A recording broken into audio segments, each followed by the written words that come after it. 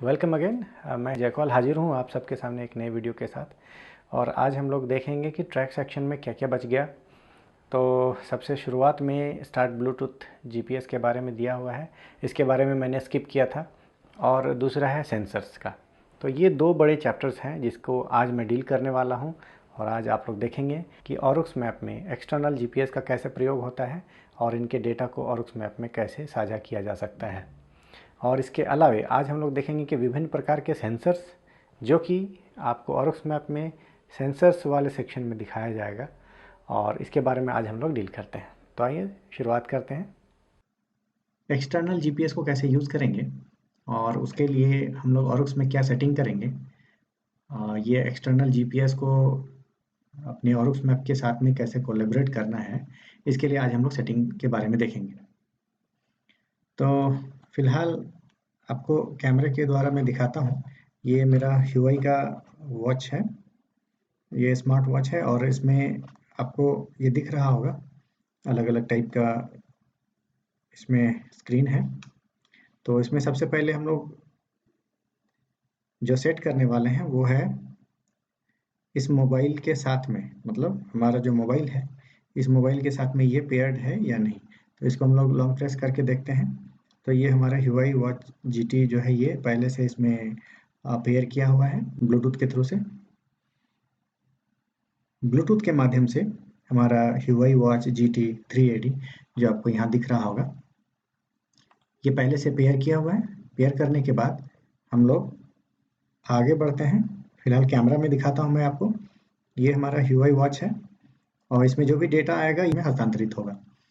अभी इसमें जो एक्टिविटी होगी, ये एक्टिविटी आउटडोर रन का मैं अभी दे रहा हूँ। इसमें और भी बहुत सारे हैं, तो फिलहाल आउटडोर रन के बारे में मैं इसको एक्टिव मोड में रखता हूँ।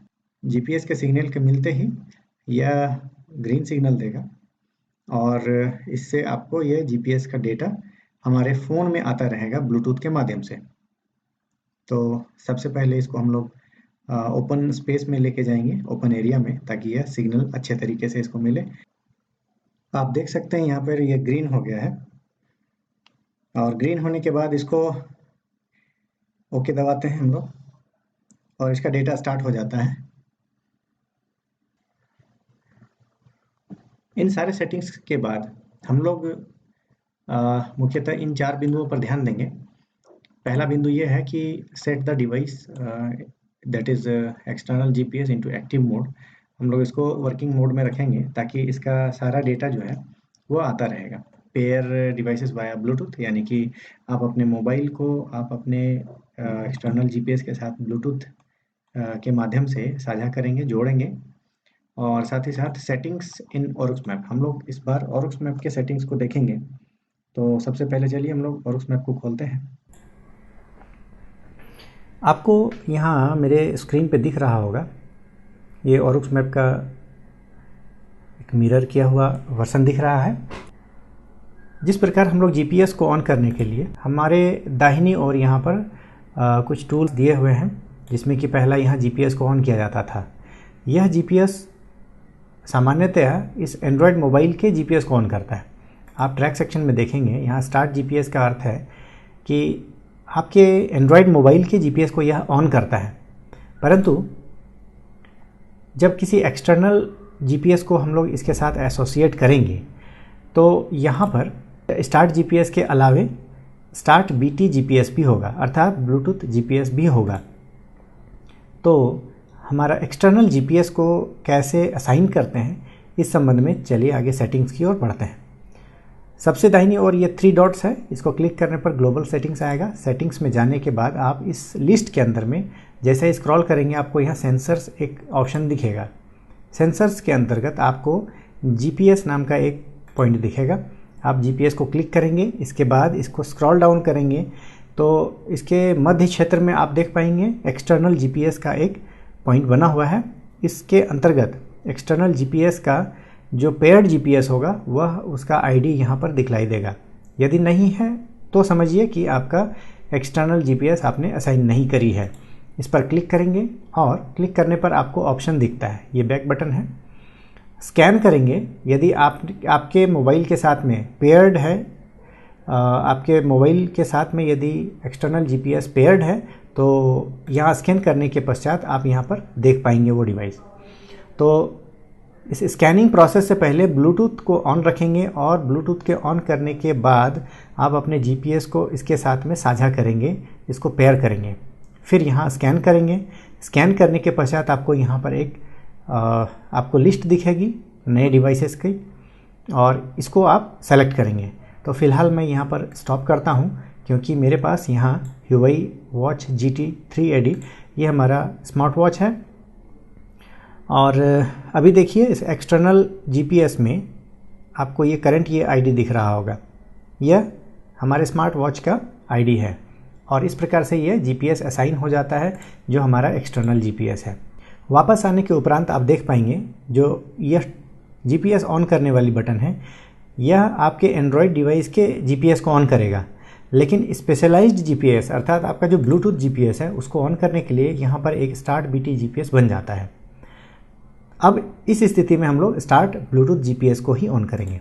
जैसे ही इसको ऑन करते हैं जीपीएस ट्रैकिंग ऑन हो जाता है और आपको यहाँ पर आपका लोकेशन दिखने लगता है। ये अभी स्टॉप जीपीएस दिख रहा है अर्थात हमारा एक्सटर्नल जीपीएस जो ऑन है उसको रोकने का एक ही बटन है स्टॉप जीपीएस।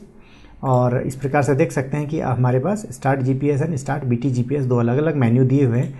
आप स्टार्ट बीटी जीपीएस में करेंगे और आपको अपना ये लोकेशन दिखाई देगा। तो ये तो हो गया आपका जीपीएस। अभी दूसरा जो भाग है वह है सेंसर्स का। सेंसर्स का ये भी एक बहुत बड़ा चैप्टर है। सेंसर्स के बारे में अगर बात करें तो इसके ऑप्शन में जितने सेंसर्स को आपने असाइन किया है, जैसे AIS को मैंने असाइन किया है, APRS को असाइन किया है और HRM को भी किया है। HRM बहुत कॉमन है, जनरली फिटनेस बैंड में रहता है, हार्ट रेट मॉनिटर। तो इसको असाइन कैसे किया जाता है ताकि आप इस नेविगेशन ड्रॉवर के अंदर में आप भी सेंसर्स के अंदर में इन सारी चीज़ों को आप भी पा सकते हैं। यहाँ भी वही आपको मिल सकता है जितना कि इस सेंसर्स के अंदर में यहाँ दिखाई दे रहा है। तो असाइन कैसे किया जाए इसके लिए चलते हैं पुनः सेटिंग की ओर। सेटिंग्स यानी कि ग्लोबल सेटिंग्स में जाएंगे और पुनः स्क्रॉल करने के बाद देखेंगे यहाँ सेंसर्स है। सेंसर्स में जीपीएस के जस्ट नीचे आप देखेंगे स्पोर्ट सेंसर, यदि आप यूज़ कर रहे हैं तो इसको ऑन कर लेंगे। यहाँ पर हार्ट रेट मॉनिटर है, इसको क्लिक करेंगे। यहाँ पर ध्यान देने वाली दो मुख्य बातें हैं। पहला है ब्लूटूथ डिवाइस आपका ब्लूटूथ 4.0 है अथवा 2.0, इस चीज़ का आप सेलेक्ट करेंगे। अमूमन जो बैंड अभी आ रहे हैं वो 2.0 के अबव वर्जन आते हैं। यदि आपका 2.0 वर्जन है तो आप इस ऑप्शन को बंद रखेंगे ताकि यह 4.0 को बंद रखेंगे ताकि इस संबंध में आपका ये डिवाइस काम ना करे और ब्लूटूथ 2.0 को ही असाइन करेंगे। आप इस पर क्लिक करेंगे, सेम वही प्रोसेस है, स्कैन करेंगे। स्कैन करने के बाद यदि आपका वो डिवाइस यहाँ दिखाई पड़ता है तो सेलेक्ट करेंगे और वापस आएंगे। क्योंकि मुझे पता है कि मेरे ब्लूटूथ डिवाइस का वर्जन 4.0 एंड अबव है, ये एक्चुअली 5.0 है।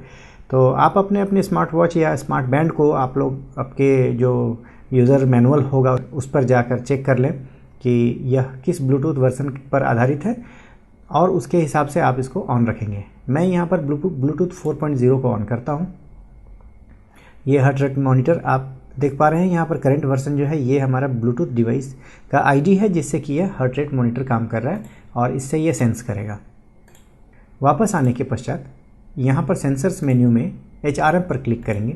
जैसे ही HRM क्लिक करेंगे आपको प्रोसेसिंग दिखाई पड़ेगा और प्लीज़ वेट, ये डेटा को ले रहा होता है और ये डेटा को ले रहा होता है। इस डेटा को कहाँ प्रदर्शित करेगा उसके लिए आपको एक डैशबोर्ड क्रिएट करना पड़ेगा। तो डैशबोर्ड को क्रिएट करने के लिए सबसे पहले हम लोग इसको स्किप करते हैं। इसको स्किप करके यहाँ पर ग्लोबल सेटिंग्स में जाकर आपको यूज़र इंटरफेस, डैशबोर्ड और डैशबोर्ड के अंतर्गत आप देखेंगे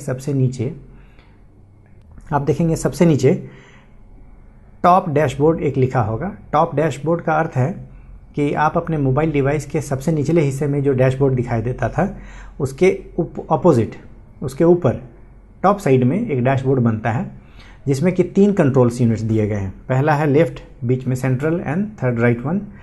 तो इन तीनों को हम लोग प्रदर्शित करने के लिए सबसे पहले यहाँ पर परमिशन लेना पड़ेगा, दैट इज़ इसको ऑन करना पड़ेगा।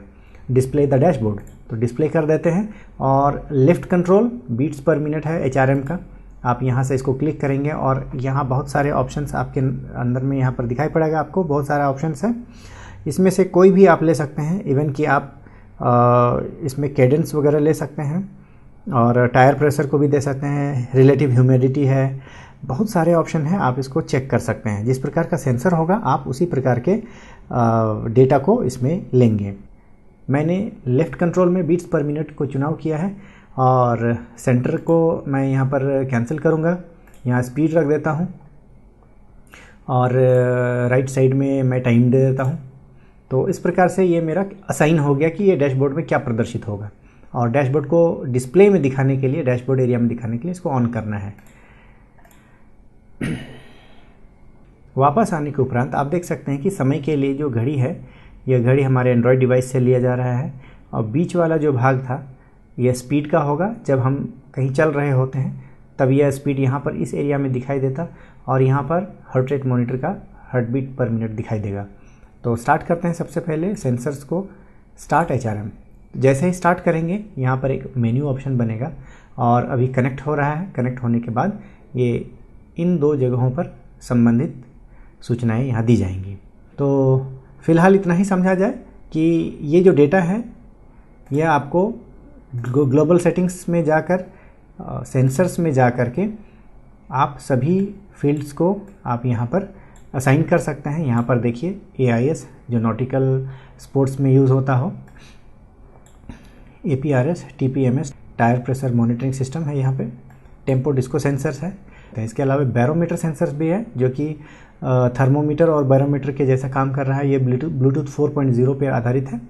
तो इस प्रकार के सभी डिवाइसेस को आप इस सेंसर्स वाले हिस्से में आकर असाइन कर सकते हैं। जैसे AIS को मैंने असाइन किया हुआ है तो एनेबल AIS, यहाँ से आपको डिसेबल या फिर एनेबल करना होता है और इस प्रकार से अन्य जो फील्ड है आप उसको यहाँ से असाइन कर सकते हैं।